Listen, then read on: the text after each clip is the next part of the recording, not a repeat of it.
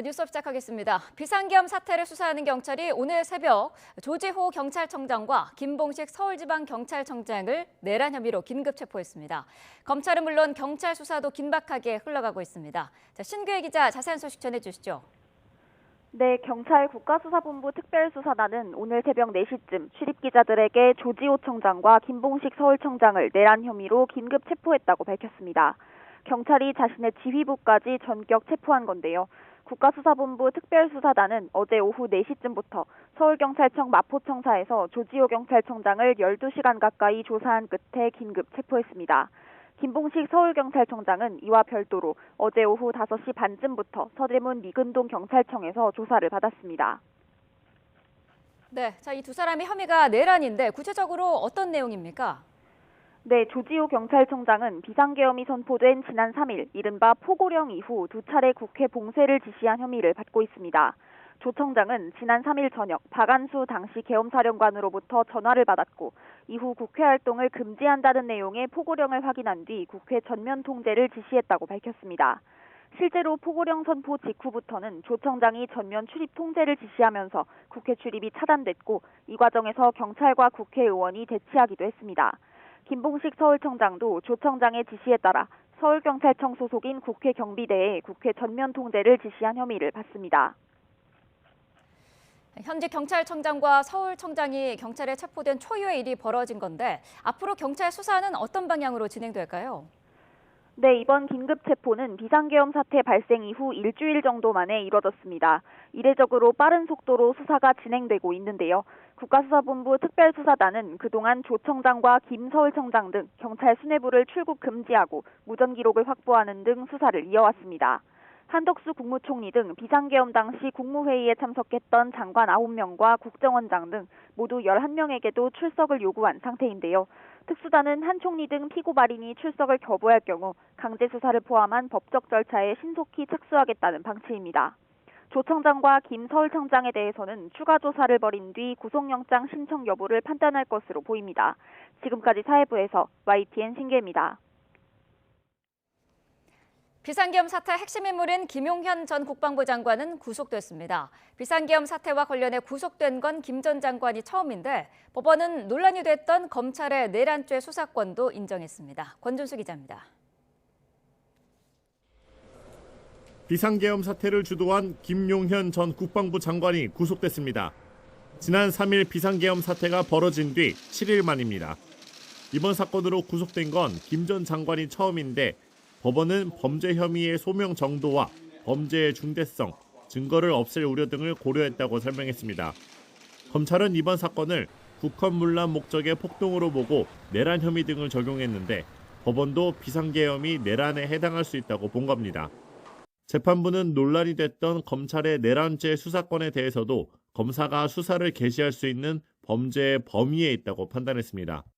그러면서 경찰 공무원이 범한 범죄는 혐의와 무관하게 검찰이 수사할 수 있고 범죄와 직접 연관성이 있으면 수사가 가능하다는 검찰청법 제4조, 제1항, 제1호 남목과 다목을 근거로 들었습니다.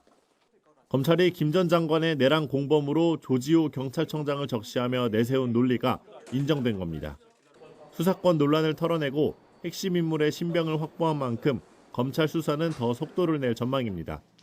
검찰은 영장 발부 직후 입장을 내고 관련 기관과 긴밀히 협력해 지휘 고하를 불문하고 엄정하게 수사하겠다고 밝혔는데 특히 국회 국방위 증언 등 내란의 최종 책임자가 윤 대통령이라는 정황이 쌓인 만큼 윤 대통령에 대한 수사도 급물살을 탈 것으로 보입니다. YTN 권준수입니다. 네, 경찰청 국가수사본부 특별수사단이 김용현 전 국방부 장관에 대한 압수수색을 벌였지만 핵심 증거인 장관 비화폰은 빠뜨린 것으로 확인됐습니다. 뒤늦게 이 사실을 안 경찰은 비화폰을 이미 제출해달라고 요구했지만 국방부가 제출을 거부해 압수수색 영장을 다시 신청한 것으로 파악됐습니다. 비화폰은 도청 방지 프로그램에 설치된 보안 전화로 비상계엄 당시 김 전 장관이 계엄군 수뇌부에게 지시하며 통화한 내역이 담긴 핵심 증거물로 꼽힙니다. 김용현 전 장관에 대한 구속영장이 발부되면서 이제 수사는 정점으로 지목된 윤석열 대통령으로 향할 전망입니다. 수사 경쟁을 벌이고 있는 검찰과 경찰, 공수처 모두 조사를 준비하고 있는데 언제 또 어떤 방식으로 이루어질지 주목됩니다. 신지원 기자가 보도합니다. 검찰 비상계엄 특별수사본부는 김용현 전 국방부 장관에 대한 구속영장을 청구하며 윤석열 대통령을 정점으로 지목했습니다. 비상계엄이 선포된 지난 3일, 김 전 장관이 윤 대통령의 지시로 국회와 선관위 등에 계엄군을 투입하도록 명령했다는 겁니다. 이런 김 전 장관이 우두머리가 아닌 종사자로 적시된 만큼 검찰이 내란의 통솔권자이자 우두머리를 윤 대통령으로 간주하고 있다는 해석이 나옵니다. 내란죄는 규모가 큰 조직범죄인 만큼 검찰은 대통령의 지시가 어떤 경위로 군과 경찰에 전달돼 실행에 옮겨졌는지 정확한 사실관계 조사에 집중하고 있습니다. 이와 관련해 군검찰과는 이미 합동수사를 벌이고 있고 경찰, 공수처와도 수사 협의에 나섰습니다. 계엄 당시 군과 경찰이 동원된 경위 파악을 마치는 대로 윤 대통령에 대한 수사에 본격적으로 돌입할 전망입니다. 검찰이 윤 대통령을 직접 겨냥하면서 강제 수사는 물론 대면 조사가 유력한 상황. 앞서 김건희 여사에 대한 방문 조사로 문매를 맞았던 검찰이 윤 대통령에 대해선 소환 조사를 불사해야 한다는 분석도 나옵니다. YTN 신지원입니다. 윤석열 대통령이 비상계엄 사태와 관련해 법률 대리인 선임을 준비하고 있는 것으로 알려졌습니다. 윤 대통령 측은 검사 출신 김홍일 전 방송통신위원장과 대통령실 행정관 출신으로 김건희 여사 명품 가방 수수 사건을 맡은 최지우 변호사 등에게 사건 수임 의사를 물어본 것으로 전해졌습니다. 윤 대통령의 변호인단은 아직 확정되지 않은 거로 알려졌습니다.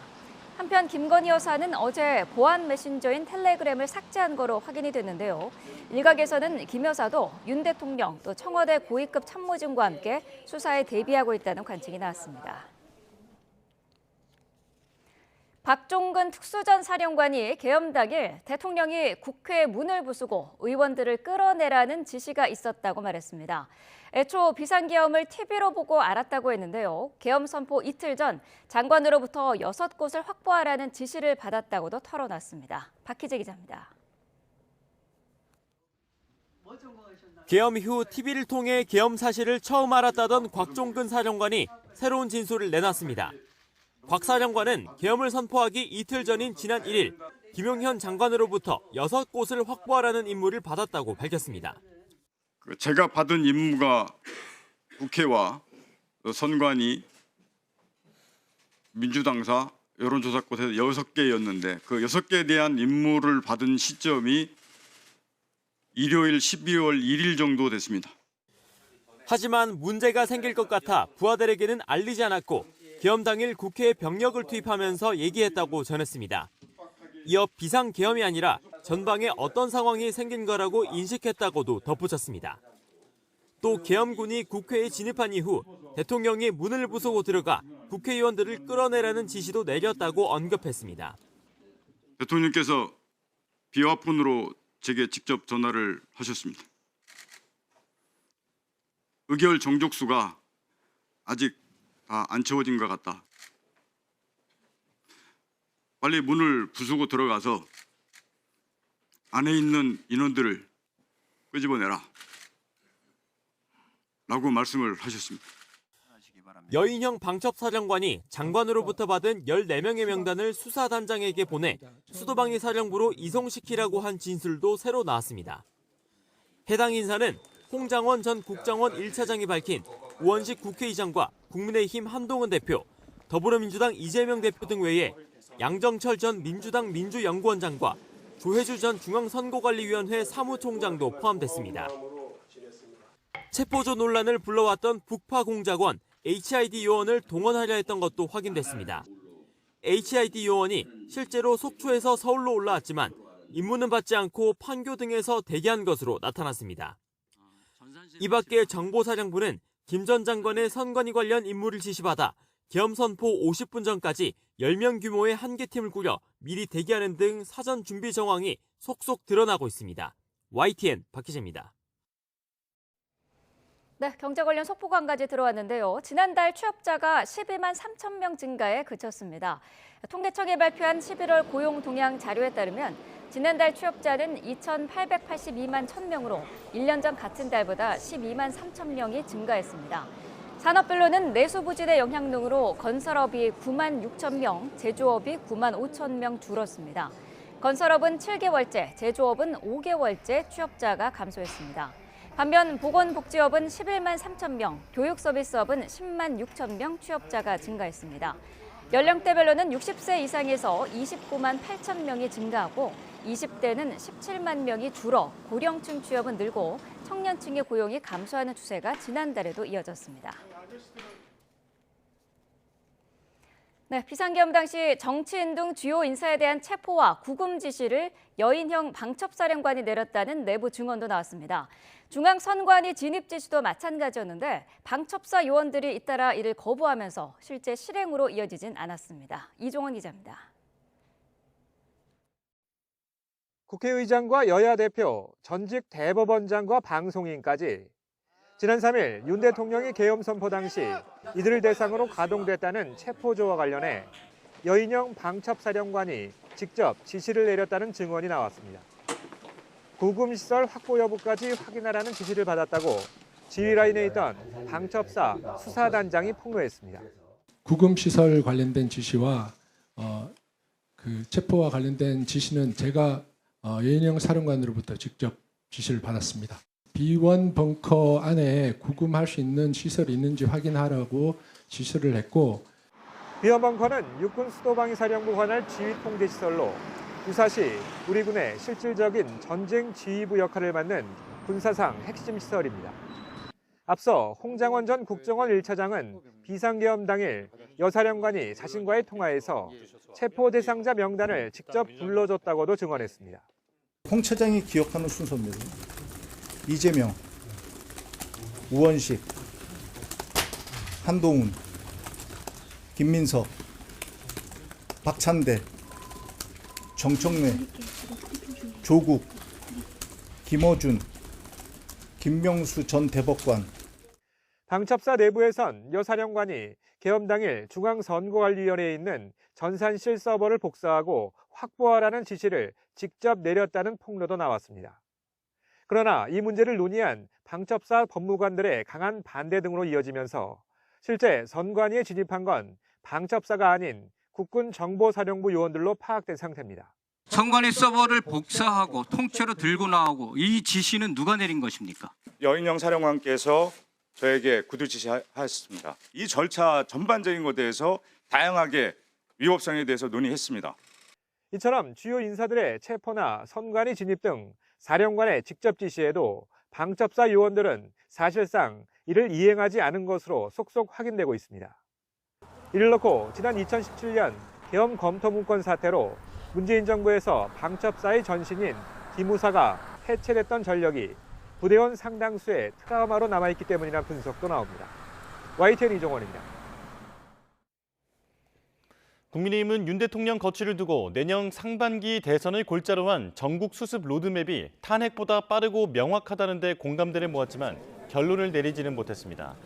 당 전국 안정화 태스크포스 위원장인 이양수 의원은 비공개 비상의원총회 뒤 기자들과 만나 질서 있는 퇴진, 즉 하야를 전제로 이야기를 나눴다며 2월 퇴진, 4월 대선이나 3월 퇴진, 5월 대선 등이 거론됐다고 밝혔습니다.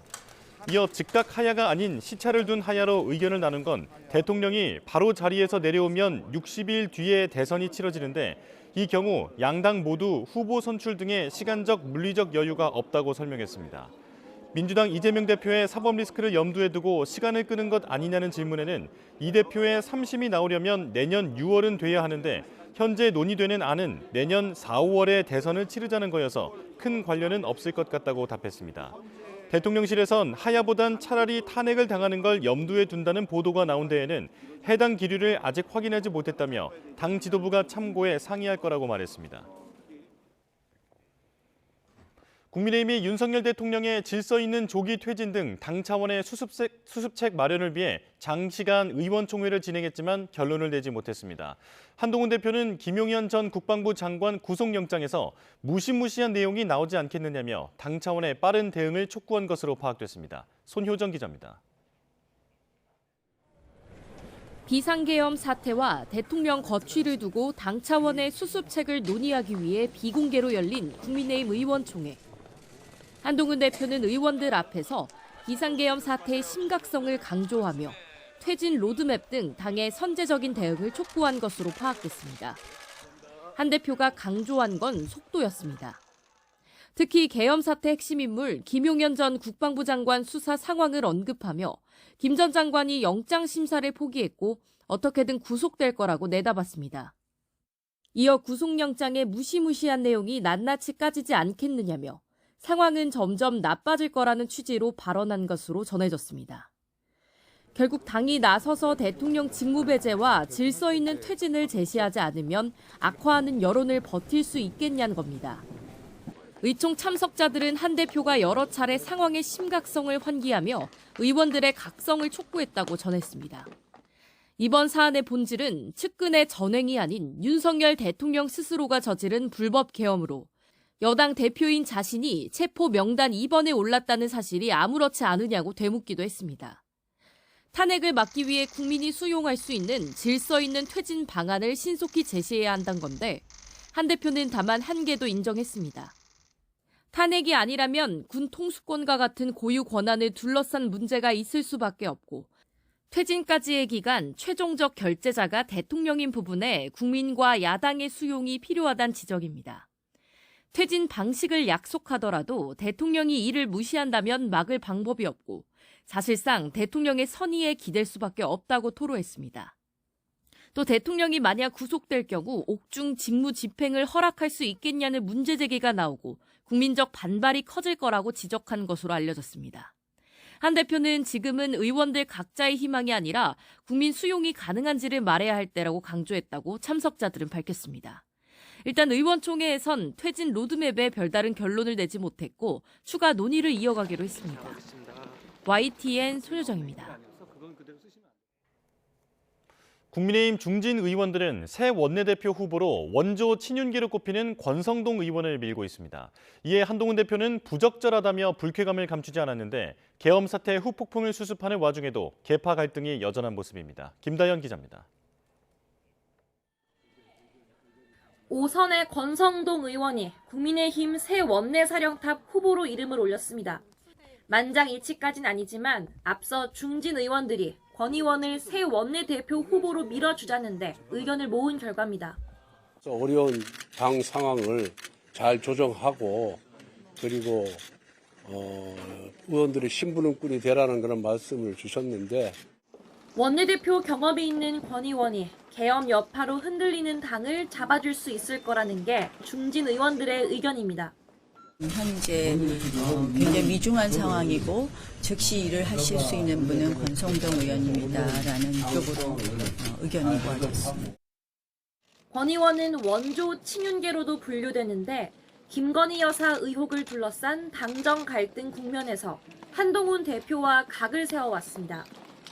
이 같은 추대 움직임에 한 대표는 차기 원내대표는 중진들이 모여서 결정할 사안이 아니라며 불쾌감을 숨기지 않았습니다. 중진회가 결정하시는 건 아니고 적절하지 않다고 생각합니다. 한 대표와 가까운 의원들도 계엄 사태에 국민이 분노하고 있다는 걸 잊어선 안 된다며 친윤계 원내대표는 부적합하다고 목소리를 높였습니다. 국민들이 지금 그 대통령의 이 사상 초유의 이 불법적이고 위헌적인 비상계엄에 대해서 분노하고 있다는 그 사실을 중진들은 친한계는 상대적으로 개파색이 옅은 4선의 김태호 의원에게 힘을 실어줄 거로 보입니다. 지금까지 어느 개파에 소속되어서 내부의 진영 논리로 정치해 오지는 않았어요. 그런 게 있다면 기회가 주어지면 깰게요. 차기 원내사령탑은 오는 12일 결정될 전망입니다. 여권이 탄핵 정국에서 계엄 사태 수습과 당 봉합, 거대 야당과의 협상을 이끌어가기도 벅찬데 자리 싸움은 그치지 않는다는 비판도 만만치 않습니다. YTN 김다연입니다. 민주당은 윤 대통령 두 번째 탄핵안을 추진하는 동시에 내란 사태 별도 특검법과 법무부 장관 등 탄핵을 추진하며 압박 강도를 높이고 있습니다. 이재명 대표는 계엄으로 인한 경제 위기를 강조하며 여야정 비상경제회의를 제안했습니다. 홍민기 기자가 보도합니다. 비상계엄 선포 일주일 만에 관련 의혹을 수사할 이른바 내란 특검 법안이 본회의 처리 절차를 밟기 시작했습니다. 윤 대통령의 내란 지휘 혐의와 계엄 선포 과정, 주요 정치인 체포 논의 등 모두 14가지 의혹이 수사 대상에 포함됐습니다. 현 상황의 중대성과 공정성을 보장하고자 야당이 추천한 2인 중 대통령이 1인을 임명하도록 수정하였습니다. 수사기관 사이 주도권 경쟁 논란을 고려해 검찰과 경찰, 공수처가 특검의 협조 요청을 거부할 수 없도록 하고 군이나 대통령 경호처가 군사 기밀 등을 이유로 특검 압수수색을 방해하지 못하게 하는 규정도 마련됐습니다. 반면 여당은 탄핵을 위해 법체계를 흔들어선 안 된다며 법안 심사 도중 퇴장했습니다. 국회 본회의에선 민주당이 일반 특검 외에 앞서 별도로 발의한 상설특검 요구안이 여당 20여 명의 찬성표까지 얻으며 통과됐습니다. 계엄 선포 직후 주요 정치인 체포에 가담한 의혹을 받는 박성재 법무부 장관과 국회의원들의 국회 출입을 막은 조지호 경찰청장 탄핵안도 본회의에 보고됐습니다. 야당은 오는 12일 본회의에서 이들 탄핵안과 내란 특검, 네 번째 김건희 여사 특검법을 모두 표결에 붙일 계획입니다. 이번 주말 윤 대통령의 두 번째 탄핵 소추안 표결을 앞두고 정부 인사 탄핵과 내란 특검으로 쌍끌이 압박에 나선 셈입니다. 이재명 대표는 이런 상황에서도 경제만큼은 대안을 만들어야 한다며 여야정 비상경제점검회의를 제안했습니다. 지금은 정부는 사실상 무정부 상태입니다. 그리고 여당은 이런 상황을 이용해서 정치적 이익을 취해보겠다고 경거망동하고 있습니다. 이럴 때가 아닙니다. 민주당은 국민의힘 의원들도 용기를 내달라고 공개 촉구하는 등 두 번째 대통령 탄핵안 표결을 앞두고 강원 양면 전략을 이어가고 있습니다. YTN 홍민기입니다. 비상계엄 사태의 책임을 물어 윤석열 대통령 등 8명의 신속 체포를 요구하는 결의안이 국회에서 채택됐습니다. 국회는 본회의에서 재석 288명 가운데 찬성 191명, 반대 94명, 기권 3명으로 결의안을 채택했습니다. 특히 자율투표로 표결에 참여한 국민의힘 소속 의원 가운데 4명은 가결을, 3명은 기권표를 던진 것으로 파악됐습니다. 결의안은 윤 대통령과 김용현 전 국방부 장관, 이상민 전 행정안전부 장관, 계엄사령관이었던 박안수 육군 참모총장과 조지호 경찰청장 등의 체포를 촉구하는 내용을 담고 있습니다. 총 지출 673조 3천억 원 규모의 내년도 예산안이 국회 본회의를 통과하며 최종 확정됐습니다. 국회는 본회의를 열고 더불어민주당이 주도한 감액 예산안을 재석 278명 가운데 찬성 183표, 반대 94표, 기권 1표로 의결했습니다. 앞서 민주당은 677조 4천억 원 규모의 정부안에서 대통령 비서실 특수활동비와 정부 예비비 등 모두 4조 1천억 원을 삭감하는 예산안을 예산결산특별위원회에서 단독 처리했습니다. 정부가 제출한 내년도 예산안이 야당 단독 수정을 거쳐 본회의에서 처리된 것은 헌정 사상 처음입니다. 국회는 오늘 오후 본회의를 열어 정부 국무위원들을 상대로 비상계엄 사태와 관련해 긴급 현안 질문을 실시합니다. 야당은 한덕수 총리와 최상목 경제부총리 겸 기획재정부 장관, 이주호 부총리 겸 교육부 장관, 박성재 법무부 장관, 조태열 외교부 장관 등 국무위원과 노태학 중앙선관위원장, 조지호 경찰청장의 본회의 참석을 요구했습니다. 야당은 이들을 상대로 지난 3일 윤석열 대통령이 계엄 선포 여부 심의를 위해 주재한 국무회의에서 어떤 내용을 논의했는지 추궁할 계획입니다. 또 국회와 중앙선거관리위원회에 계엄군이 투입된 경위와 내란 행위 가담 의혹을 따져 묻겠다는 방침입니다. 네, 계속해서 관련 내용 두 분과 자세히 짚어보겠습니다. 박상규 시사평론가, 박창환 장안대 책임교수와 함께하겠습니다. 어서 오십시오. 안녕하십니까? 네. 자, 어제 열린 국방위에서 비상계엄 사태의 당시의 상황들이 주요 지휘관이었던 이들의 입을 통해서 공개가 됐습니다. 먼저 화면 함께 보고 오겠습니다. 대통령께서 비화폰으로 제게 직접 전화를 하셨습니다. 의결 정족수가 아직 다 안 채워진 것 같다.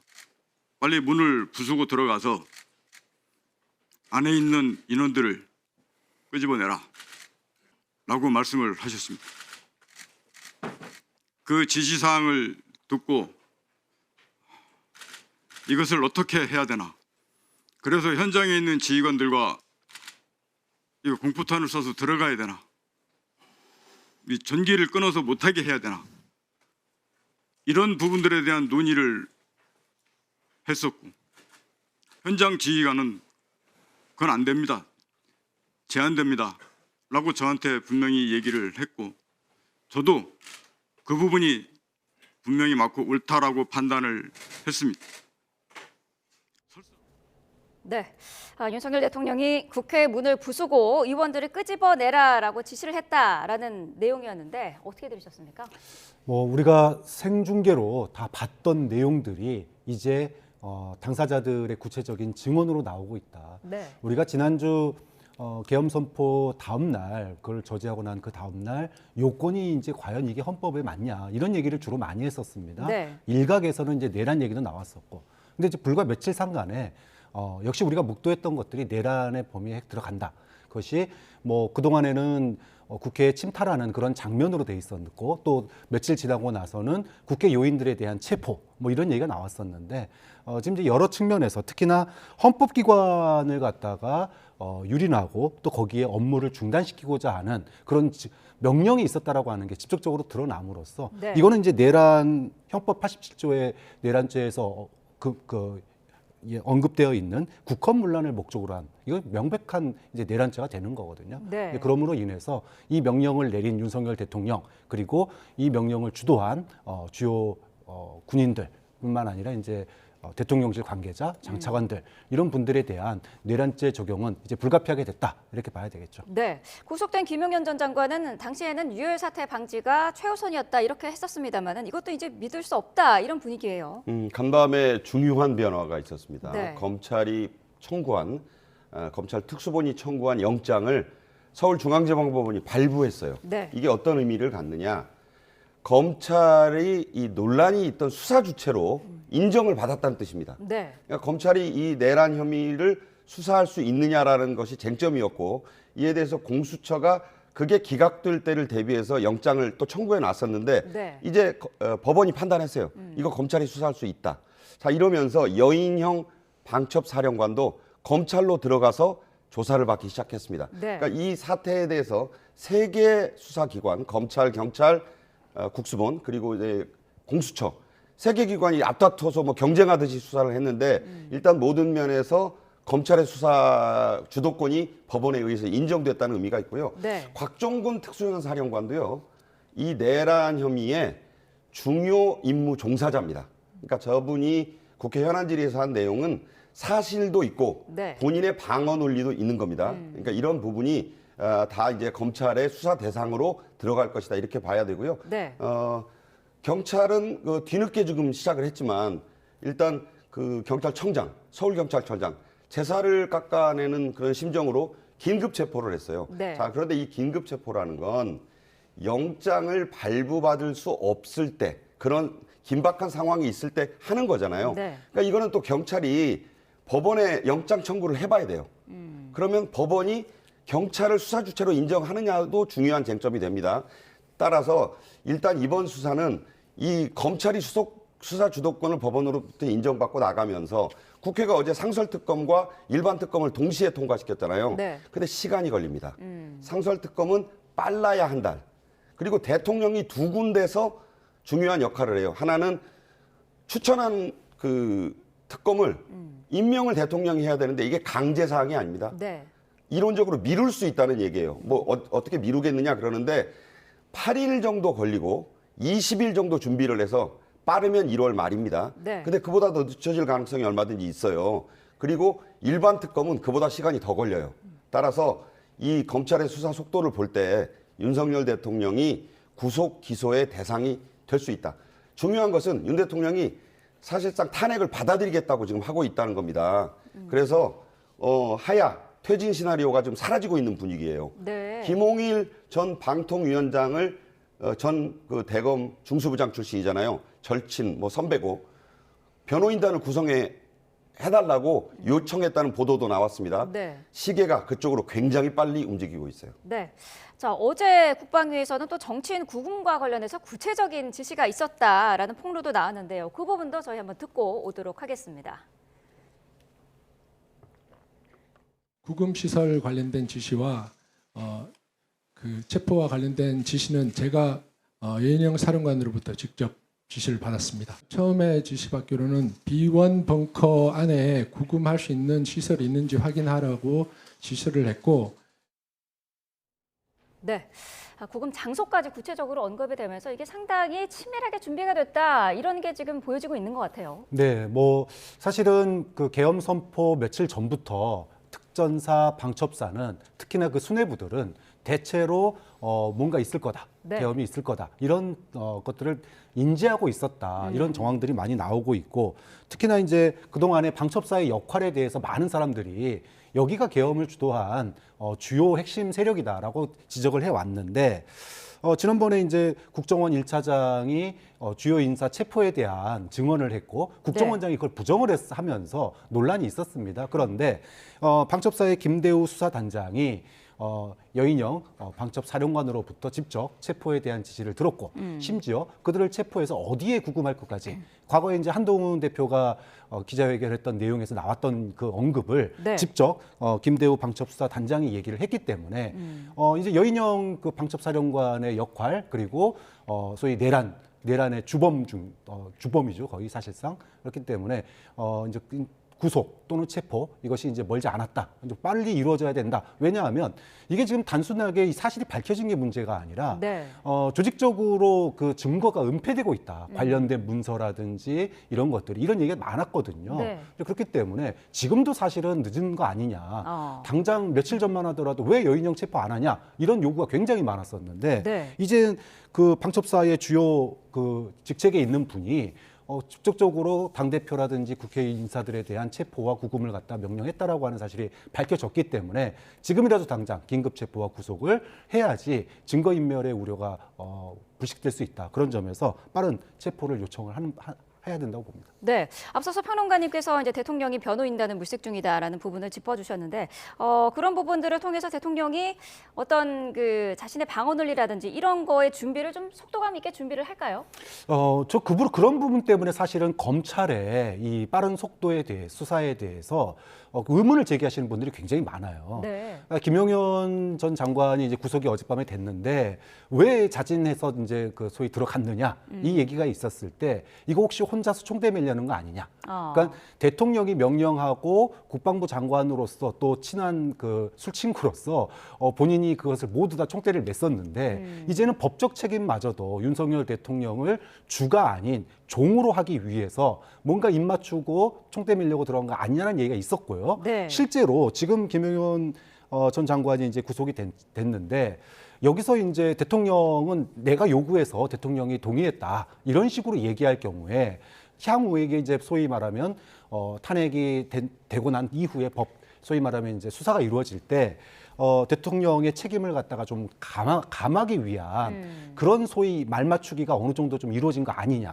이런 이제 의심들을 가지고 지금 검찰을 수사를 보고 있거든요. 네. 그러니까 지금 여인영 아까 이제 방첩사령관이 얘기했는데 경찰에서는 굉장히 빠른 속도로 지금 수사를 하고 있습니다, 국수본에서. 근데 지금 검찰이 여인영 사령관을 갖다 수사를 하고 있으니까 이거를 직접 체포하거나 구속하거나 이거를 빨리 못 하고 있는 거예요. 그렇게 보면 일종의 이거는 수사 방해 아니냐는 얘기도 있기 때문에 네. 이거는 검찰도 이런 의혹으로부터 벗어나기 위해서는 본인들이 약속한 대로 철저한 수사를 하든지 아니면 통합수사본부가 만들어져서 이런 논란을 불식시켜야 된다고 봅니다. 네, 어떤 의견이신가요? 자, 검찰이 청구해서 서울중앙지방법원에서 발부한 영장을 보면 돼요. 네. 그 영장을 검찰은 수사를 할 수 있지만 영장 발부는 판사가 하는 거잖아요. 네. 여러분이 잘 아시다시피 그 영장 내용에 윤석열 대통령은 공모자로 나와요. 이 내란을 공모한 혐의자로 적시되어 있습니다. 네. 중요 임무 종사자가 있고 우두머리, 지금 뭐 정치적 용어로 내란 수괴 하는데 그거는 지금 우리가 쓰지 않아요. 정점, 내란의 우두머리로 표현돼 있어요. 그게 그 소리인데 네. 분명히 그렇게 지금 검찰 영장에 나와 있고 판사가 그걸 인정했기 때문에 영장을 발부한 겁니다. 따라서 검찰이 지금 이 엄중한 수사를 영장을 발부받지 못했다면 몰라도 영장에 윤 대통령이 공모자로 나오고 우두머리 정점이라고 나와요. 지금 줄줄이 나와 있는 국회 현안 질의의 저 장성들은요. 단순 임무 종사자인지 단순 가담자인지 중요 임무 종사자인지 내라는 그 세 파트밖에 없어요. 네. 우두머리, 중요 임무 종사자, 그리고 단순 가담자. 자, 밝혀질 겁니다. 네. 물론 경찰과 공수처와 합동해서 수사 결과를 내는 게 중요한데 이게 사실 의미가 없는 게요. 네. 국회 상설특검이나 일반 특검이 출범한다면 전제가 있습니다. 다 수사 자료를 넘겨줘야 돼요. 그때부터 검찰이든 공수처든 경찰이든 수사를 못하는 겁니다. 요는 특검이 언제 발동할 수 있느냐는 거예요. 네. 시간이 걸린다고 말씀드렸잖아요. 빠르면 제가 계산해 보니까 국회 상설특검은 1월 말쯤 가능해요. 그리고 일반 특검은 그보다 더 시간이 걸려요. 법률에 그렇게 돼 있습니다. 헌법에도 그렇게 돼 있고. 뭐냐면 윤 대통령이 제2요구권을 또 행사를 할 수가 있어요. 일반 특검에 대해서는. 네. 자, 설마 그렇게 하겠느냐. 지금 우리가 목도하고 있지만 설마가 많이 일어나고 있잖아요.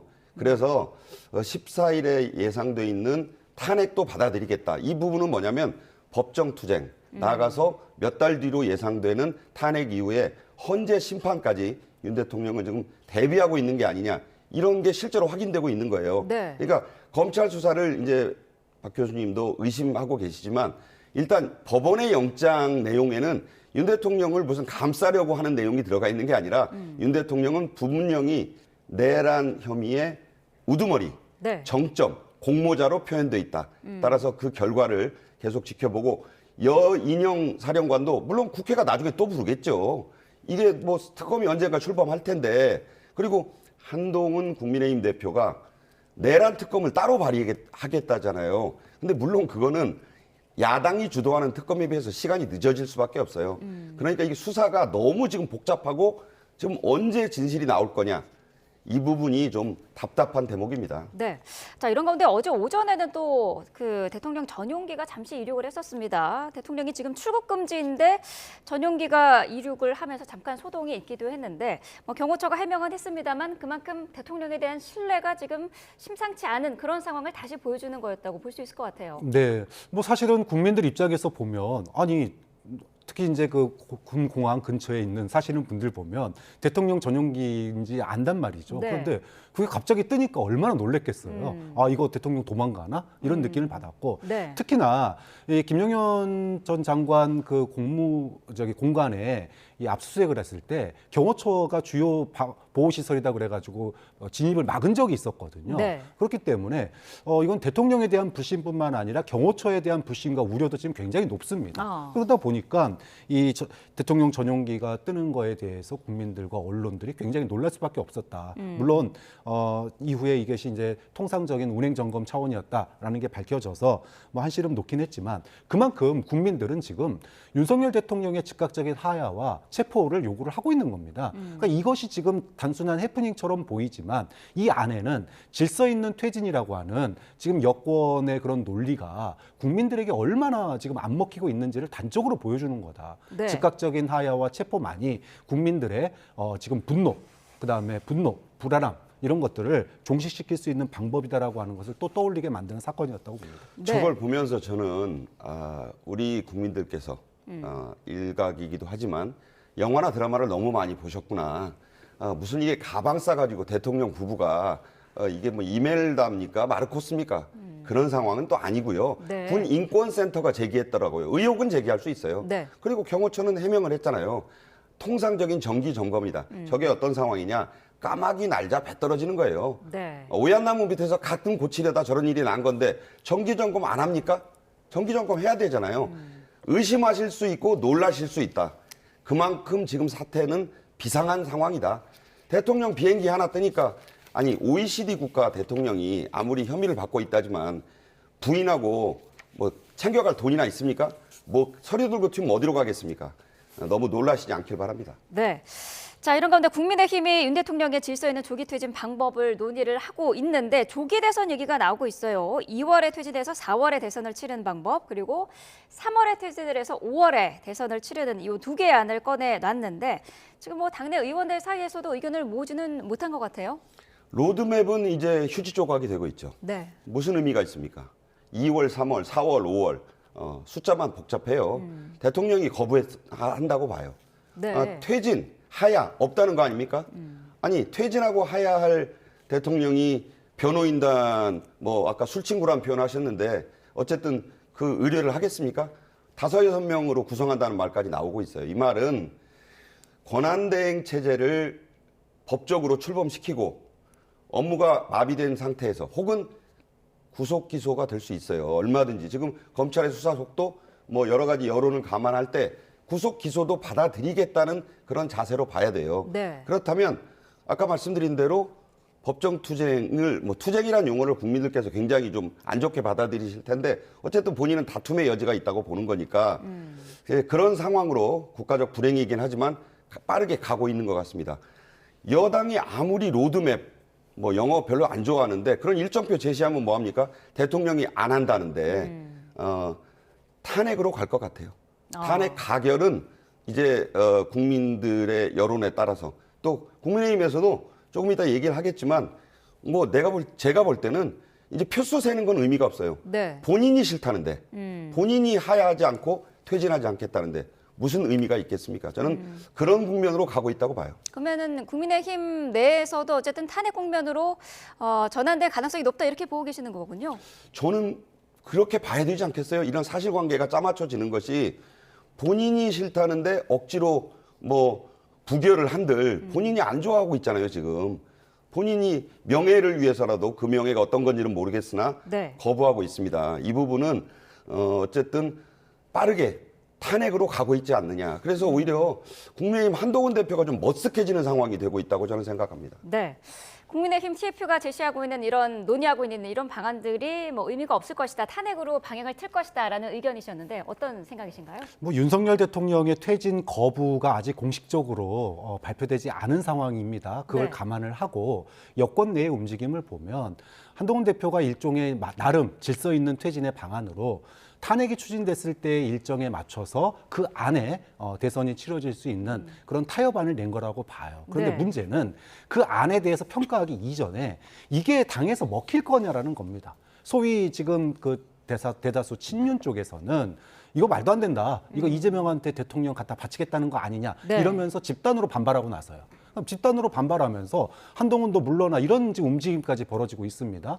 그러다 보니까 한동훈 대표의 이런 그 소위 질서 있는 퇴진 방안이 우리가 뭐 지난주에도 몇 번 얘기를 했지만 국민들에게도 지지를 못 받고 네. 또 여권 내에서도 실질적인 영향력을 행사할 수 없는 그런 뭐 휴지 조각으로 지금 변질되고 있는 거 아니냐.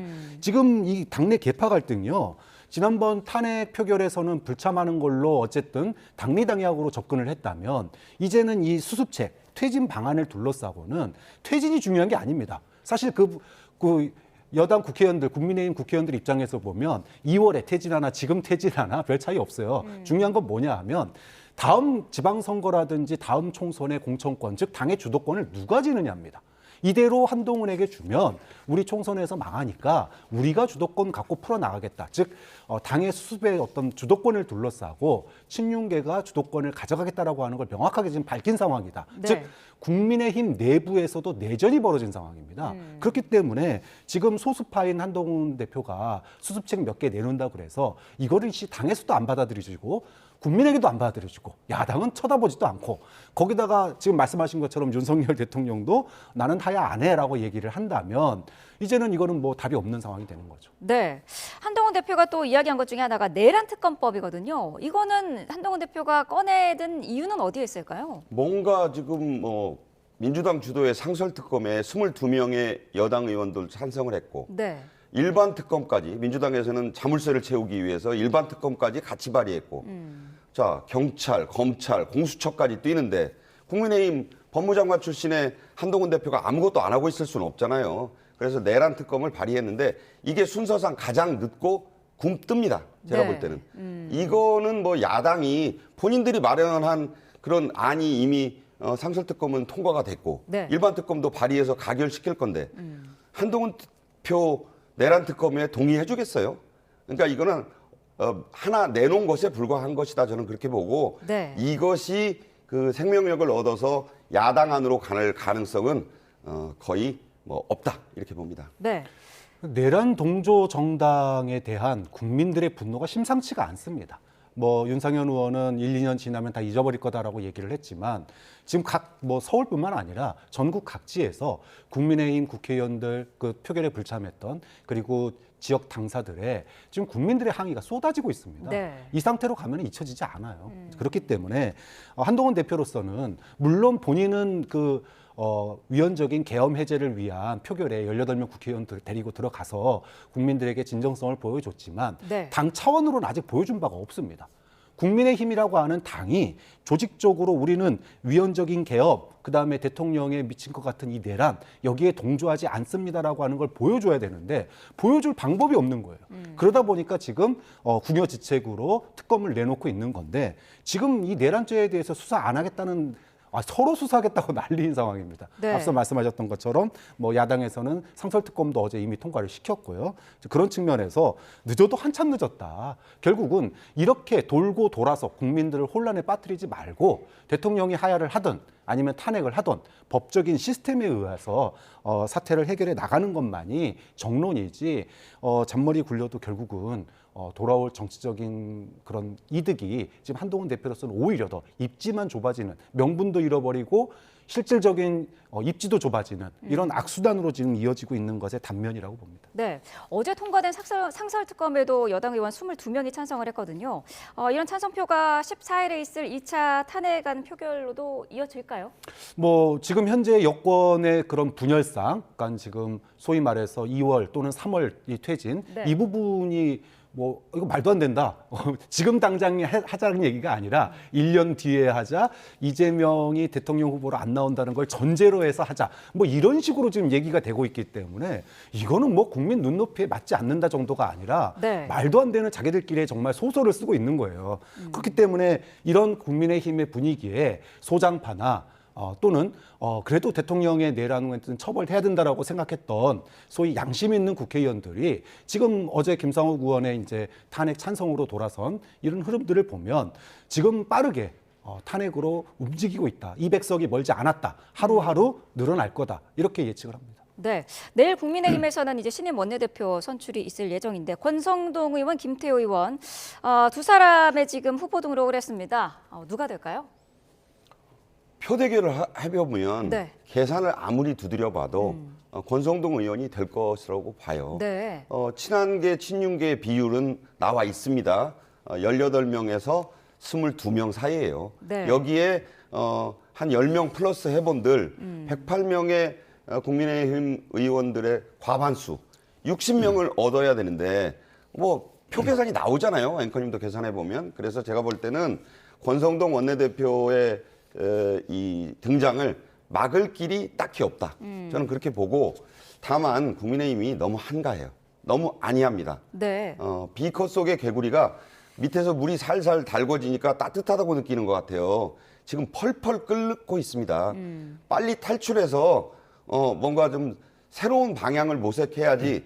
지금 아까 뭐 총선 얘기했는데 총선이 언제 열립니까? 4년 뒤입니다. 그리고 뭐 지방선거 2026년 6월이에요. 내후년 얘기를 지금 할 때가 아닙니다. 하루하루 지금 급박하게 민심은 들끓고 있고 경제 상황은 최악입니다.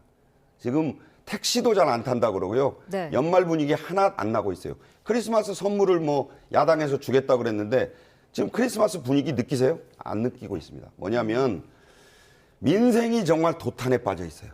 정말 경제가 어렵고 국민들은 하루하루 불안해서 뉴스 틀기 겁난다는 얘기를 합니다. 네. 우리나라가 무슨 지금 탄핵, 무슨 국가 위기, 뭐 무정부 상태, 이게 무슨 얘기입니까 도대체? 국무위원들을 지금 법무장관도 탄핵하고 지금 경찰청장은 긴급 체포돼 있고 서울경찰청장도 긴급 체포돼 있습니다. 국무위원이 15명까지 좀 줄어들게 생겼어요. 야당에서는 차관 정부 왜 못하냐? 우리나라 충분히 할 수 있다. 국민들이 차관에 의해서 가는 정부, 행안부 장관도 없고 법무부 장관도 탄핵되고 경찰청장도 없는 이런 나라에서 연말연시에 얼마나 불안합니까? 곧 폭설도 온다는데 재난 예산도 지금 걱정이고 예비비 뚝 잘려나갔잖아요.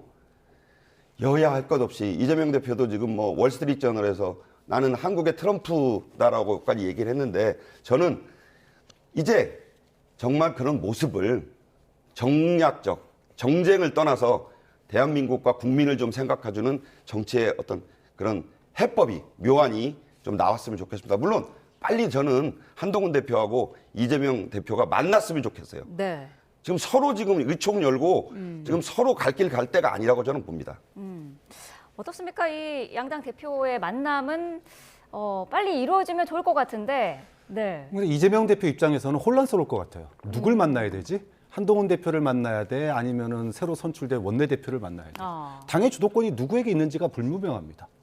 당 대표라고 지난 여름에 선출이 됐는데 지금 뭐 대통령실도 그동안에 당 대표를 제대로 인정하지 않았고 당 내에서도 당 대표를 따르지 않았어요. 네. 그런 분이 국무총리와 만나서 수습하겠다 그러니까 지금 이런 여기까지 상태가 온 겁니다. 그러면 지금 만약에 말씀하신 대로 권성동 의원이 된다면 당 원내대표가 된다면 이분은 특히나도 뭐 지금 뭐 조기 하야도 사실은 더 조건 걸어서 늦추자는 거 아닙니까? 그러면은 대화가 되겠습니까? 이런 분하고 결국은 파국으로 갈 수밖에 없다. 저는 뭐 누가 원내대표가 되든지 간에 국민과 헌법에 충성하는 것이 우선이지 당리당략에 빠져서 계산기 두들기는 그런 속셈 가지고 야당 대표를 만난다면 대화는 이루어지지 않을 거라고 봅니다. 네. 결국은 지금 국민들의 분노가 윤석열을 넘어서서 지금 국민의힘까지 이미 분노가 다가왔어요. 네. 그런 상황에서 국민의힘 의원들이 선택할 건 얇은 정치적인 계산이 아니고 원리 원칙에 충실하고 국민의 목소리를 받고 헌법을 수호할 수 있는 그런 방식을 택하는 게 우선이라고 봅니다. 네. 제가 꼭 한 말씀 드리고 싶은 게 있어요. 뭐냐면 안보입니다. 안보. 네. 지금 미국 국무부에서 이런 얘기가 나왔어요. 지금 현재 한국의 군 통수권은 누구하고 있느냐. 바이든 현 대통령의 파트너는 누구냐. 윤석열 대통령이라 그랬어요. 이게 무슨 얘기냐면 한국에 누가 군 통수권자인지 미국은 지금 헷갈리고 있다는 얘기가 됩니다. 네. 자, 그런 부분을 정리해야죠. 경제도 중요하지만 지금 안보가 엄청 중요한데 군 통수권은 뭐 국방 차관이 야당 의원들 질문에 윤석열 대통령이라고 답했잖아요. 달리 답할 말이 없어요. 한덕수 국무총리에게 권한이 합법적으로 이양된 것도 아니고 군 통수권자가 지금은 윤석열 대통령입니다. 자, 이게 옳고 그르고의 문제가 아니에요. 이게 국민들이 당장 이상한 상황이 벌어지지 않는다고 누가 장담합니까? 이런 상황일수록 빨리 정확한 이것을 정리해 주는 게 정치인들이 할 일이라고 저는 봐요. 네.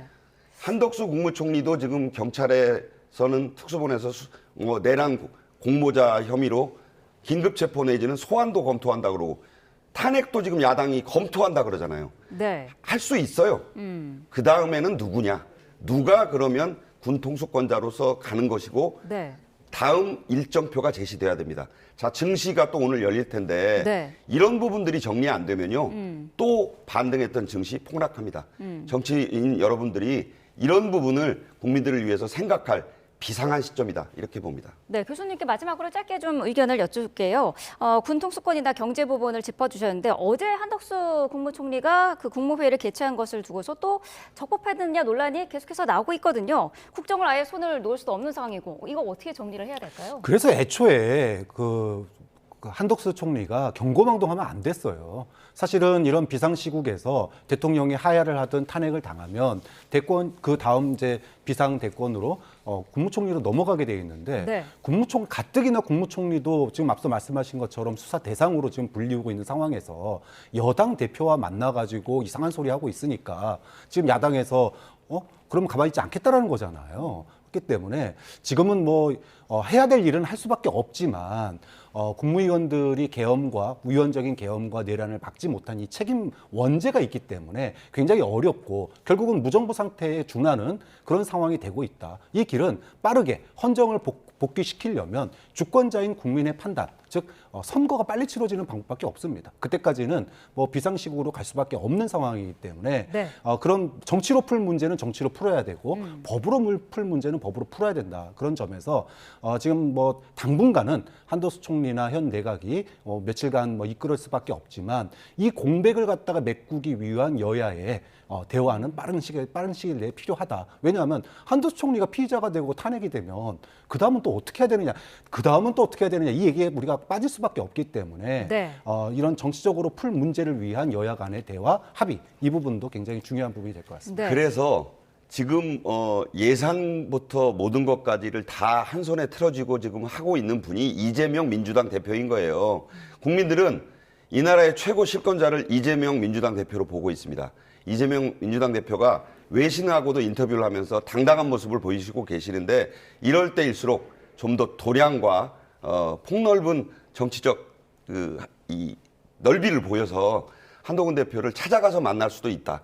이런 의미를 좀 되새기는 그런 며칠이 좀 됐으면 싶어요. 이게 탄핵은 제가 볼 때 이제 자율투표로 갈 겁니다. 네. 그러니까 너무 그런 데만 매몰되시지 말고 국가를 맡아보시겠다는 분이잖아요.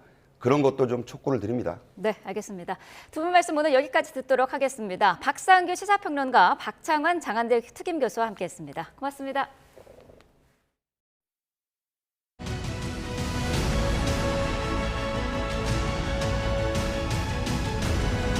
The Nobel Prize in Literature for 2024 is awarded to South Korean author Han Kang. Dear Hangang,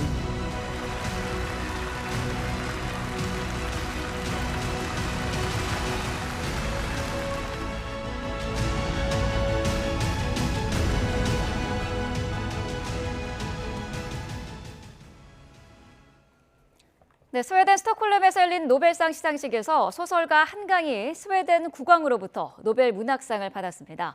한강 작가는 연회 참석에 이어 다문화 학교 방문, 또 현지 번역가 대담 등을 끝으로 현지 시각 10일 노벨 주간 일정을 마무리할 예정입니다. 조수연 특파원이 보도합니다. Dear Hangang, on behalf of the Swedish Academy, it is my privilege to convey to you our warmest congratulations. 검은색 드레스를 입은 소설가 한강이 노벨문학상 시상식 무대로 향합니다.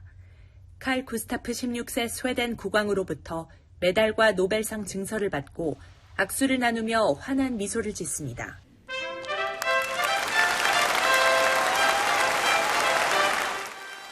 시상에 앞서 앨런 마손 스웨덴 한림원 종신위원은 한강을 소개하는 연설에서 작지만 잔인함과 상실감을 말하는 그녀의 목소리가 강렬하다고 말했습니다.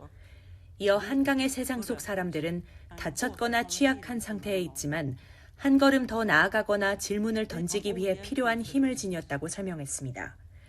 그러면서 무언가를 잊는 것은 목적이 아니라며 기억해야 할 필요성이 제기되고 진실을 찾아나가는 여정을 볼 수 있다고 분석했습니다. 한강 작가는 한국인으로 처음이자 아시아 여성 최초 노벨문학상 수상이라는 기록을 쓰게 됐습니다. 스웨덴 국민은 물론 세계 각국에서 온 여행객들의 관심도 이어졌습니다. I think it's good that it's a female who is winning the Nobel Prize. Now that I know that the Nobel Prize winner is from your country, I will surely read something of that author. 한강은 지난 6일 기자회견에서 한국의 계엄 사태에 비판적인 목소리를 내기도 했고 7일에는 30여 년의 작품 세계를 돌아보는 강연을 하는 등 한 주간 여러 공식 행사에 참석하고 있습니다. 한강 작가는 현지 번역가와의 대담 등을 끝으로 오는 12일 노벨상 관련 모든 일정을 마무리합니다. 스톡홀름에서 YTN 조수연입니다. 네, 한강 작가는 수상 뒤 열린 연회에서 폭력에 맞서는 사람들의 상의 의미를 함께 나누고 싶다면서 소감을 밝혔습니다. 직접 들어보겠습니다. Ever since I was a child, I have wanted to know the reason we are born, the reason suffering and love exist. These questions have been asked by literature for thousands of years and continue to be asked today. What is the meaning of our brief stay in this world?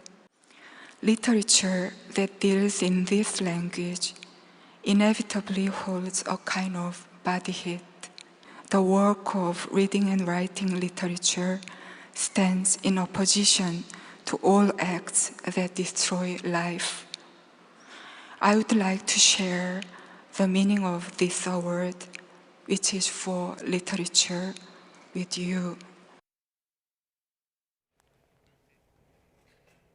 비상계엄을 선포한 윤석열 대통령 탄핵을 주장하는 촛불 집회가 평일인 어제 저녁 서울 여의도 국회의사당 앞에서 다시 열렸습니다.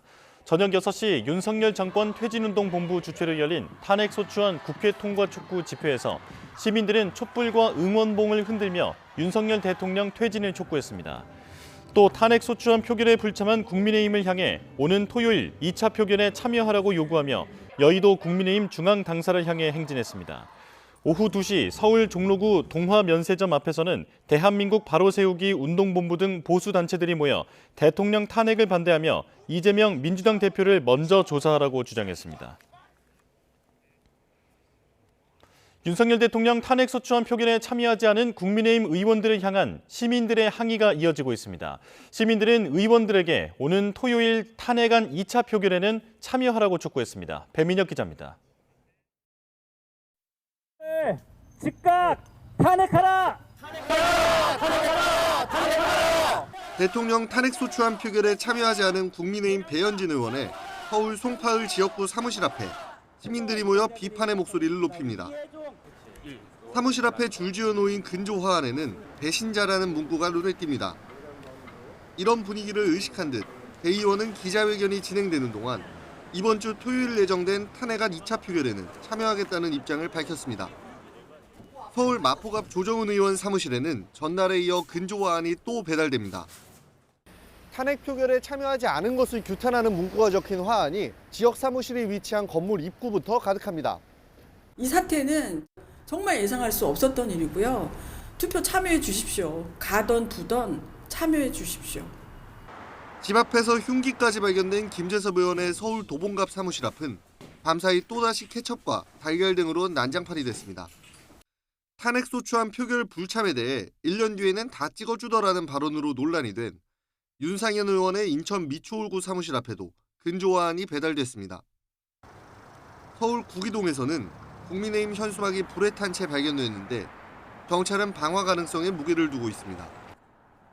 이번 주 토요일 탄핵안 2차 표결 전까지 표결 불참에 대한 시민들의 항의가 이어질 것으로 보입니다. YTN 배민혁입니다. 곧 윤 대통령에 대한 강제 수사가 이뤄질 전망이 나오는 가운데 윤석열 대통령은 국정 운영을 미뤄두고 사실상 칩거에 들어갔습니다. 윤 대통령 측은 물밑으로 온 법률 대리인을 알아보는 등 수사 대비에 나선 것으로 알려졌는데 이에 대한 비판의 목소리가 적지 않습니다. 강민경 기자입니다. 계엄 사태 일주일째, 국정 운영의 중추였던 용사는 사실상 마비됐습니다. 모든 현안에 침묵으로 대응하는 대통령실은 비상계엄 상설특검과 내년도 예산안 통과 등 국회 본회의 상황에 입장을 내지 않았습니다. 검찰이 윤석열 대통령을 김용현 전 국방부 장관의 내란 공범으로 적시한 데 대해서도 묵묵부답이긴 마찬가지입니다. 비상대기 체제 속 매일 출근하는 직원들 사이에선 뭘 하고 있는지 모르겠다는 자주 섞인 목소리도 나오고 있는 걸로 알려졌습니다. 윤 대통령이 칩거에 들어가며 대통령실도 방향타를 상실한 겁니다. 이런 가운데 고위급 참모들은 검찰 등 수사기관의 움직임에 촉각을 곤두세우며 강제 수사 대비에 들어갔고 윤 대통령은 법률 대리인 선임을 알아보며 압수수색과 소환조사 등에 대비하고 있다고 전해졌습니다. 현직 대통령의 구속이 거론되는 전례 없는 사태에 일찌감치 방어 논리를 세우고 있는 걸로 보입니다. 하지만 일각에선 계엄령 파문의 진원지인 윤석열 대통령이 사태 수습을 여당에 넘기고 수사 대비에 매진하는 건 무책임하다는 비판이 나옵니다. 여당의 자중질환이 이어지는 만큼 윤 대통령이 직접 사태를 수습해야 한다는 목소리도 적지 않은데 두 번째 탄핵 소추안 표결 전 윤 대통령이 추가 입장을 낼지 관심이 쏠립니다. YTN 강민경입니다. 경찰청 특별수사단이 김용현 전 국방부 장관에 대한 압수수색을 하면서 정작 계엄 당시 상황을 자세히 파악할 수 있는 장관 보안 전화, 비화폰을 놓친 것으로 확인됐습니다. 핵심 증거물을 확보하지 못한 경찰은 뒤늦게 압수수색 영장을 다시 신청했습니다. 부장원 기자가 단독 보도합니다. 도청 방지 프로그램이 설치된 보안 전화인 비화폰은 비상계엄 수뇌부 사이 은밀한 지시와 명령이 오간 핵심 창구로 지목됩니다. 군 작전과 실행을 포함해 비상계엄 사태의 중요 대목마다 빠짐없이 등장합니다. 전화로 이런저런 내용들은 사실 왔다 갔다 하면서도 내용들이 좀 있었습니다. 그 시점이 12월 1일이죠? 그렇습니다. 누구로부터 알게 됐습니까? 전임 국방부 장관으로부터 비화폰을 통화하면서 알았습니다. 계엄 사태 전후 김용현 전 국방부 장관과 군 수뇌부가 어떻게 계엄을 준비하고 실행했는지 밝혀낼 핵심 증거물입니다. 하지만 지난 8일 국방부와 김 전 장관의 자택 등을 압수수색한 경찰은 정작 김 전 장관의 보안 전화와 통신 기록이 담긴 서버를 확보하지 못한 것으로 YTN 취재 결과 확인됐습니다. 해당 비화폰은 지난 5일 김 전 장관이 면직된 뒤 국방부가 보관하던 상태였는데 경찰은 준비 단계에서 비화폰의 존재는 물론 보관 장소 모두 파악하지 못했습니다. 결국 장관 집무실과 공간, 자택 등을 대상으로만 영장을 발부받았고 국방부 안 다른 곳에 있던 비화폰은 찾지 못했습니다. 전 장관 보안폰 압수수색 목록에 들어 있습니까? 경찰이 왔을 때는 압수수색 목록이 없었습니다. 경찰은 부랴부랴 비화폰의 존재를 확인하고 강제성이 없는 임의 제출을 요구했지만 국방부는 보안을 이유로 거절했습니다. 핵심 증거물을 놓친 경찰은 뒤늦게 김용현 전 장관의 비화폰을 확보하기 위해 압수수색 영장을 검찰에 다시 신청했습니다. 김 전 장관이 개인 전화는 파기하면서 물증 확보가 시급한 상황에서 수사에 제동이 걸린 셈입니다. 압수할 용의가 있습니까, 없습니까? 만약에 지금 검찰이나 경찰에서 수사본부를 운영하는 현재까지도 안 왔잖아요. 현재까지도 압수를 안 했잖아요. 제가 그것을 저지하거나 반대할 권한이 없다고 봅니다. 특히 비화폰은 전화기 자체에 기록이 남지 않아 통신 내역이 담긴 국방부 내 서버 자체를 보존하는 것도 급선무입니다. 경찰이든 검찰이든 수사당국이 김 전 장관의 비화폰과 서버를 확보해 윤석열 대통령의 지시 여부를 포함한 당시 상황을 구체적으로 밝혀낼 수 있을지 관심입니다. YTN 부장원입니다. 북한 매체들이 남측의 비상계엄 사태와 이에 따른 탄핵 정국 관련 소식을 처음으로 보도하며 대남 비난 공세를 제기했습니다. 조선중앙통신은 오늘 심각한 통치 위기와 탄핵 위기에 처한 윤석열 대통령이 불의의 비상계엄을 선포하고 독재 총칼을 국민에게 내대는 충격적인 사건이 일어나 한국 땅을 아비규환으로 만들어 놓았다고 보도했습니다. 해당 기사는 북한 주민이 볼 수 있는 노동신문에도 실렸는데 국회의사당 앞 탄핵 촉구 집회 사진도 함께 실었습니다. 12.3 비상계엄 사태 상설특검의 한덕수 국무총리가 수사 대상으로 적시되면서 경제컨트롤타워인 최상목 부총리의 어깨가 더욱 무거워지게 됐습니다. 공직생활 중 세 번째 대통령 탄핵 정국을 맞은 최 부총리, 계엄 선포 직전 강한 반대 의사를 밝힌 것으로 전해졌습니다. 이승은 기자입니다. 최상목 경제부총리가 계엄 선포 직후인 밤 11시 40분 소집한 긴급 거시경제 금융현안 간담회. 환율급 등 속에 경제금융수장들이 무제한 유동성 공급 등 시장 안정 수단을 총동원하겠다는 메시지를 신속하게 내놓은 자리입니다.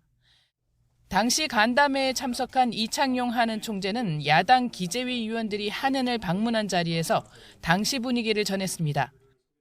이 총재는 최 부총리가 계엄 선포 전 국무회의에서 계엄 선포에 반대하고 뛰쳐나왔다고 들었다고 말했습니다. 또 최 부총리가 한은 총재는 임기가 정해져 있으니 자리를 지키고 나머지는 모두 그만두자며 이튿날 사의를 표하겠다고 말했다고 전했습니다.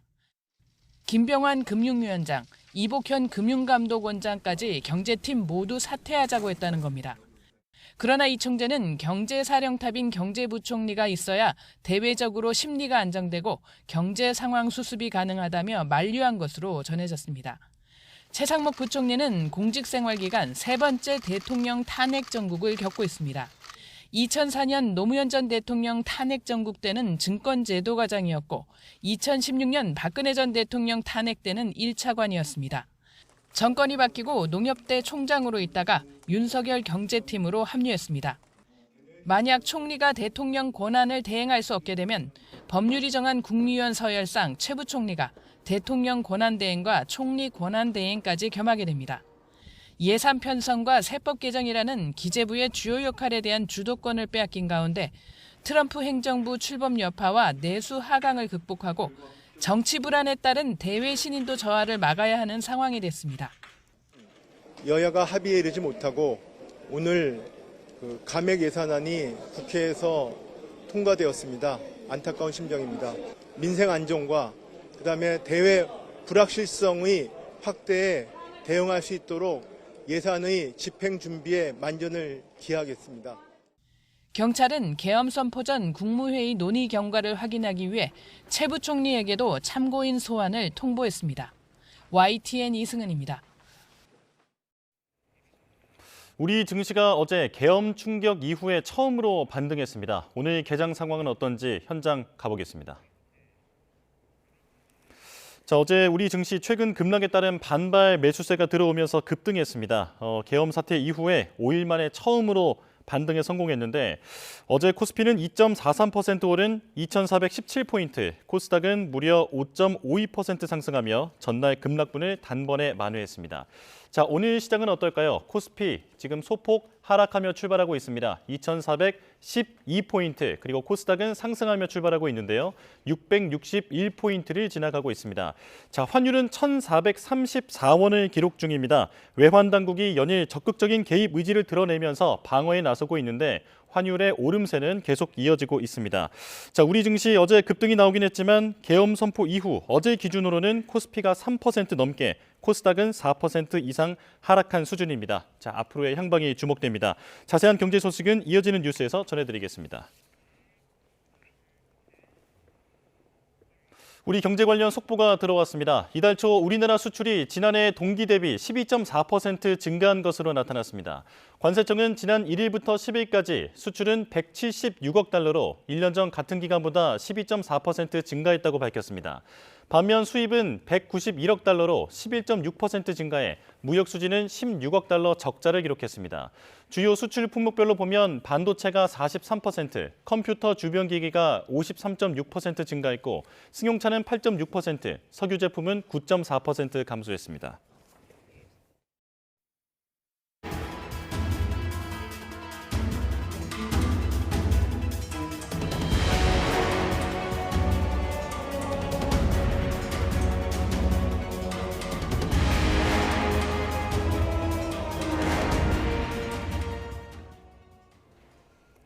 네, 비상계엄 사태 일주일 만에 핵심 인물들이 구속되고 체포됐습니다. 이제 수사의 칼날은 현직 대통령을 향하고 있습니다. 빠르게 진행되고 있는 수사 상황, 김광삼 변호사와 짚어보겠습니다.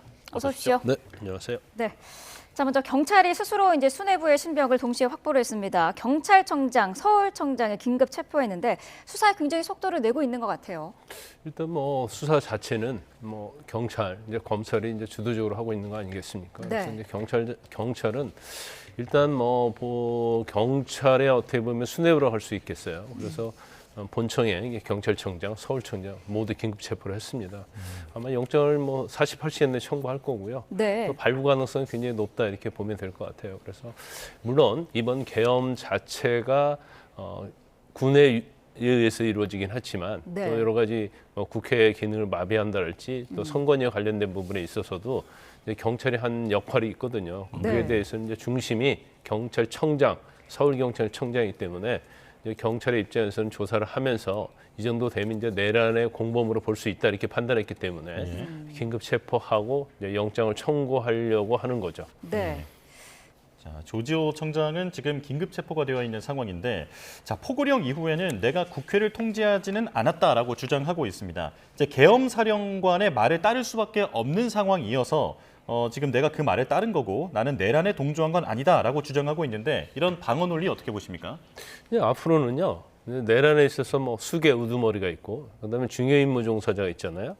그 밑에 이제 부하 수행이라고 그래서 거의 뭐 어쩔 수 없이 가담한 사람들 이렇게 나눌 수 있어요. 그런데 이제 비상계엄 자체가 유헌이고 유법인 걸 알면서도 뭐 설사 항명할 수 없고 여기에 가담했다고 한다 하더라도 이게 그것만 가지고는 이건 뭐 어떻게 보면 면제될 수는 없다 이렇게 봅니다. 그래서 특히 경찰청장이랄지 또 서울경찰청장 같은 경우에는 이제 경찰의 어떤 수뇌부지 않습니까? 그럼 비상계엄의 유법성에 대해서는 충분히 알 수 있는 그런 이슈라고 볼 수밖에 없기 때문에 결과적으로 따지면 뭐 일반 경찰들이 예를 들어서요, 경찰들이 국회에서 국회의원하고 뭐 보좌관 출입을 막았다. 그러면 일반 경찰이야 당연히 명령 받았으니까 했겠죠.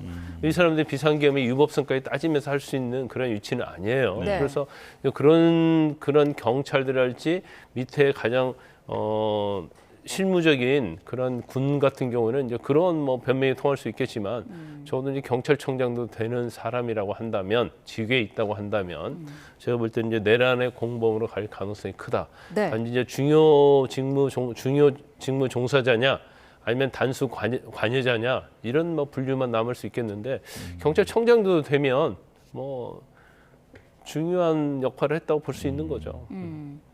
김용현 전 장관은 결국에 구속이 됐습니다. 이러면서 검찰이 그동안 뭐 내란죄 수사를 할 수 있느냐 이게 논란이 됐었는데 이 부분은 해소가 된 걸로 보면 될까요? 뭐 해소됐다고 볼 수 있죠. 일단은요, 원래 이제 물론 문제는 제기할 수가 있죠. 그런데 검찰청법에도 사실은 뭐 수사를 하다가 관련된 사건에 대해서는 검찰이 수사할 수 있도록 되어 있는데 네. 이번 이제 법원에서 영장 발부하면서 그 부분에 대해서는 명확하게 해석을 해줬어요. 그래서 우리가 보통 이제까지 논란은 뭐였냐면 관련된 어떤 사건, 그러니까 직권남용죄를 치면 검찰이 수사를 하면서 내란죄와 관련이 있기 때문에 수사할 수 있다 그런 법 논리를 폈었는데 네. 이제 법원에서는 그것보다도 지금 검찰청법에 보면 경찰 공무원 범죄에 대해서 수사할 수 있도록 돼 있거든요. 근데 지금 조지우 경찰청장, 김봉수 서울경찰청장이 내란에 이제 공범으로 되어 있기 때문에 네. 그러면 공범관계인 경찰 공무원의 범죄에 대해서 수사할 수 있기 때문에 결과적으로 검찰은 내란죄에서 수사할 권한이 있다. 이 부분을 법원에서 명확히 판단을 해준 거예요. 네. 그래서 앞으로 이제 검찰이 내란죄에 대해서 수사할 수 있는 권한이 있느냐 없느냐 이 논란은 이제 사라졌다 이렇게 볼 수 있어요. 그러면 이제 검찰에서는 이제 더 자신감이 있겠죠. 더군다나 네. 김용현 전 장관에 대해서 영장이 발부됐기 때문에 대통령뿐만 아니라 뭐 더 나아가서 이제 범위를 뭐 제한하지 않고 이제 수사할 수 있는 길이 이제 정당성이 인정되었다 이렇게 볼 수 있습니다. 예. 네. 자, 말씀해 주신 것처럼 그렇다면 현직 대통령의 내란죄에 대한 검찰의 강제 수사도 지금 제약이 사라진 상황입니다. 자, 대통령 소환 조만간 이루어질 것으로 보십니까? 정말 이루어질 가능성이 크다. 그런데 아마 이제 검찰과 경찰이 수사하고 있잖아요. 네. 검찰이 좀 속도를 빨리 할 가능성이 크다고 봐요. 왜냐하면 이제 경찰은 지금 경찰청장 그리고 서울경찰청장 이제 그 둘을 긴급 체포했지 않습니까? 근데 네. 검찰은 이미 김용현 전 장관을 구속영장을 발부받았고 두 번째 이제 검찰은 군 검찰하고 합동해서 수사를 하고 있습니다. 네. 이제 그렇기 때문에 군과 관련된 수사에 있어서는 더욱 신속하게 수사할 수 있는 가능성이 커요. 그리고 오히려 경찰보다는 검찰이 더 많은 증거를 확보하고 있고 또 진술자의 어떤 진술도 상당히 많이 이제 수사가 진척이 된 걸로 보입니다. 그래서 물론 뭐 상설 특검이랄지 그다음에 일반 특검에 의해서 진행이 되겠지만 그런 데는 시간이 많이 걸리거든요. 네. 근데 지금 국민 여론 자체는 이 수사가 빨리 되고 거기에 대해 실체 진실을 어떤 건지를 알고 싶어 하기 때문에 특히 뭐 거의 이번 영장 범죄 사실에 윤 대통령이 우두머리로 들어가 있고 공범관계로 들어가 있지 않습니까? 네. 그러면 검찰에서는 일단 중요 임무 종사자인 김용현 전 장관을 구속시켰기 때문에 그다음에 바로 6단계 이제 대통령을 향할 가능성이 크고 단지 그 시점은 뭐 별로 남지 않았다. 네. 시간이 뭐 그렇게 제가 볼 때는 오래 갈 것 같지는 않다 이런 생각이 듭니다. 대통령실과 한남동 관저 같은 경우는 어떻습니까? 압수수색이 가능할까요? 원칙적으로 이제 국가 보안 상황을 이유로 거부는 할 수 있게 돼 있죠. 네. 그런데 지금 제가 볼 때는 거부할 수 있는 단계는 아닌 것으로 보입니다. 예를 들어서 긴급 체포를 한다랄지, 그다음에 체포영장을 발부받아서 하면 일단 체포로 갈 거 아닙니까? 물론 이제 경호처하고 뭔가 좀 다툼이 있을 수 있겠죠. 그런데 네. 제가 볼 때는 지금 이 정도 되면 경호처가 체포나 긴급 체포를 막을 수 있는 상황은 아닌 것 같아요. 그렇기 때문에 뭐 검찰일지 경찰에서 먼저 긴급 체포를 한다랄지 아니면 체포영장을 발부받아가지고 대통령의 신병을 확보하려고 할지는 모르겠지만 네. 만약에 그런 식으로 한다 하더라도 대통령이나 경호처에서 여기에 대해서 좀 저항을 할 가능성이 확률이 이렇게 많지 않다 이렇게 봅니다. 예. 자, 지금 대통령이 체포되는 상황에 대해서 가정을 하고 지금 이야기를 나누고 있는 상황인데 만약 현직 대통령이 정말로 체포가 된다면 이게 헌법상으로 권유인지 사고인지에 대해서 해석이 지금 분분한 상황입니다. 그러니까 대통령이 체포되는 상황에 대한 규정이 없기 때문에 이대로라면 이제 옥중 통치가 가능하다라고 하는 얘기도 나오고 있거든요. 어떻게 해석하십니까? 일단 거류는 아니죠. 거류는 이제 공석이 되는 걸 의미하는 건데 뭐 사망을 했다랄지 스스로 사임을 했다랄지 네. 아니면 뭐 헌법상 탄핵 소추되고 직무 정지가 되면 이제 그걸 거류라고 하기 때문에 거류는 아니고 단지 사고의 경우에도 이제 직무가 정지돼 있거든요. 네. 뭐 사고에 해당되느냐? 근데 이 사고에 해당되는지 여부가 이제 규정이 없어요. 그리고 여기에는 뭐 약간 뭐 법조계에서도 법 전문가도 의견이 많이 갈립니다. 예. 그래서 상당히 많은 사람들은 이걸 사고로 봐야 한다. 그래서 직무가 배제되고 총리가 직무 대행을 해야 한다는 그런 뭐 주장하시는 분들이 좀 더 많은 것 같습니다. 근데 또 한편으로 생각하면 이제 대통령의 권한을 배제를 시키려고 하면 이제 명시 규정이 있어야 하고 어떤 권한 배제 자체는 불이익을 주는 거기 때문에 이제 특별법이랄지 뭐 그런 특별한 규정이 있어야 돼요. 근데 그런 네. 규정이 없거든요. 더군다나 지방자치단체장 같은 경우에는 구속이 되면 부단체장이 직무를 대행한다는 규정이 있어요. 그것은 만약 그렇지 않으면 단체장이 구속돼서도 옥중 권한을 행사할 수 있기 때문에 그런 규정을 둔 거 아니겠습니까? 네. 그러니까 저도 마찬가지인데 더군다나 우리는 헌법상 무죄 추정 원칙이 적용되고 있기 때문에 뭐 경우에 따라서는 옥중에서도 대통령이 권한을 행사할 가능성이 크다. 저는 그렇게 봅니다. 그렇군요. 예. 자, 이런 가운데 윤석열 대통령은 수사에 대비해서 변호인단을 꾸리고 있는 것으로 알려지고 있습니다. 김홍일 전 방통위원장이 지금 언급이 되고 있는데 어떻게 보고 계시나요? 김홍일 방통위원장하고는 대통령하고는 막역한 관계로 알려져 있죠. 네. 그래서 아마 그 권익위원장까지도 뭐 임명을 하고 그랬잖아요. 그래서 아마 지금 변호인단 꾸리기도 쉽지 않을 것이다. 네. 일단은 뭐 일반적인 사건을 하고 일반적인 형사 전문 변호사들 할지 아니면 뭐 탄핵과 관련된 변호사들이 저 사건을 수임하기를 굉장히 꺼려할 거예요. 그러니까 정치인 사건은 사실은 한번 수임하면 낙인이 찍히는 거거든요. 네. 그러면 이제 변호사가 이 사건만 하고 변호사를 그만둘 건 아니잖아요.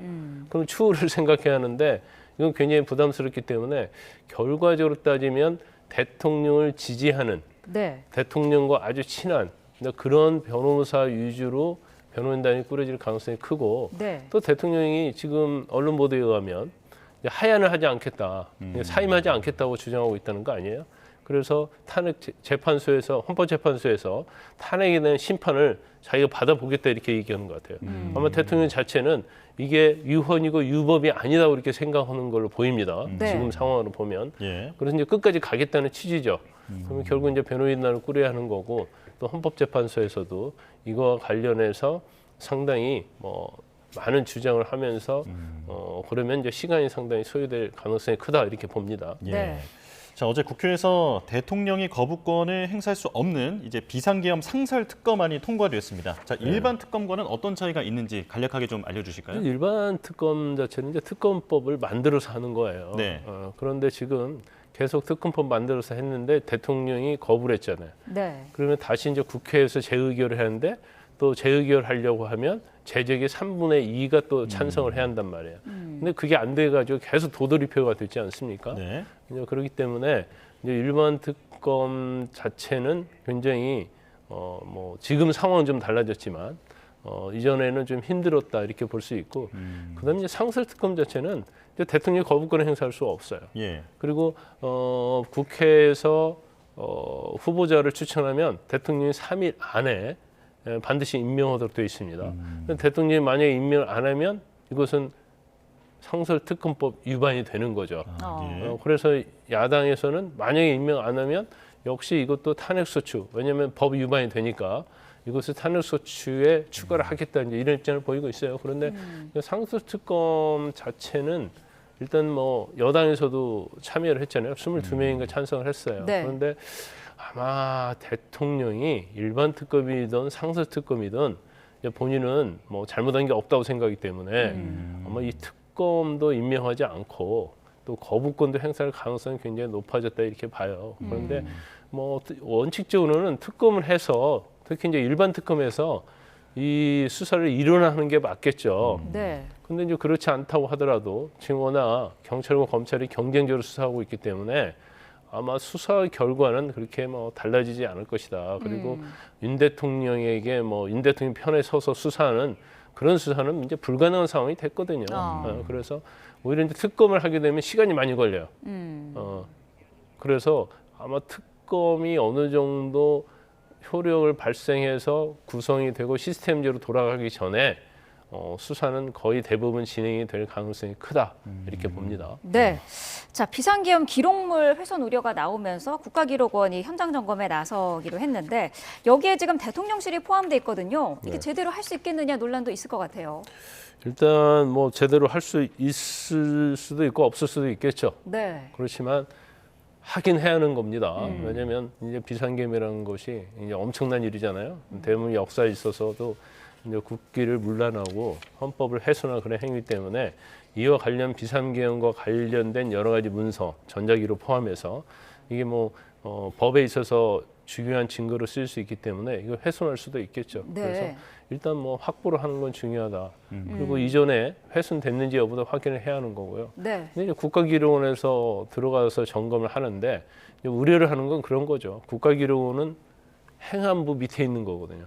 근데 행안부 이상민 장관이 지금 내란에 가담했냐 안 했냐 이게 지금 논란이 되고 있는 거고 네. 또 더군다나 또 대통령실이 포함되어 있잖아요. 그래서 제대로 국가기록원이 과연 기록을 재검토할 수 있느냐 이런 뭐 의심을 할 수 있지만 만약 이걸 뭐 폐기하고 그러면 범죄 행위가 되는 겁니다. 네, 알겠습니다. 자, 김광선 변호사와 함께했습니다. 오늘 말씀 고맙습니다. 네, 뉴스업 수요일 순서 마칩니다. 내일 다시 뵙겠습니다. 고맙습니다.